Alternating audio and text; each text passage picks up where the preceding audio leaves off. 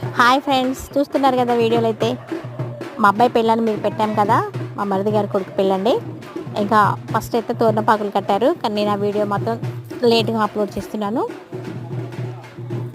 శుభకార్యానికి ఏదైనా ఫస్ట్ చేయాల్సింది పచ్చని పందిరి తోరణపాకులతో మొదలు పెడతారు కదండి. శుభగడియలు వచ్చాయని చెప్పుకోవడానికి తోరణపాకులు కట్టడమే ముఖ్యం. ఆ శుభతరుణం వచ్చిన శుభవేళ మంగళ తోరణాలుగా మామిడాకులు అయితే కడుతున్నారు. ఇల్లంతా సందడిగా ఉంది చుట్టాలతోటి. ఇంకా చిన్న పెద్ద ఆడ మగ తేడా లేకుండా అందరూ తోరణపాకులు అయితే కట్టిస్తున్నారు. మామిడాకులను చూడండి ఎంత బాగా కడుతున్నారో.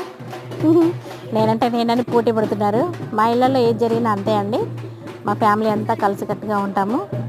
టోటల్ ఫ్యామిలీస్ అన్నీ కలిసి అన్ని పనులు అయితే చేసుకుంటూ ఉంటాము. చాలా సరదాగా సందడిగా ఉంటాము. అన్ని ఫ్యామిలీలలో అట్లే ఉంటారు, కానీ మా ఫ్యామిలీలో అయితే ఇంకెక్కువ ఉంటామని మేము అనుకుంటున్నాము.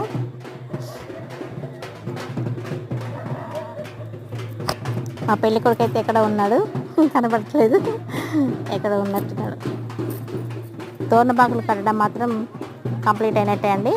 ఎందుకంటే ఇటు నుంచి అటు ఇటు కొలతలు అయితే భారీ ఎత్తున వేసేస్తున్నాం మేము. కానీ మేము వేసిన కొలతలు ఏం పనికి రాలేదండి. ఇంకా మగపిల్లలు ఉన్నారు కదా, వాళ్ళు మాత్రం చుట్టూ తోరణపాకులు కట్టడం మాత్రం కంప్లీట్ అయితే చేసేస్తున్నారు. మేము ఏదో అట్లా సరదాగా చేసామండి, వీడియో కోసం అంతే.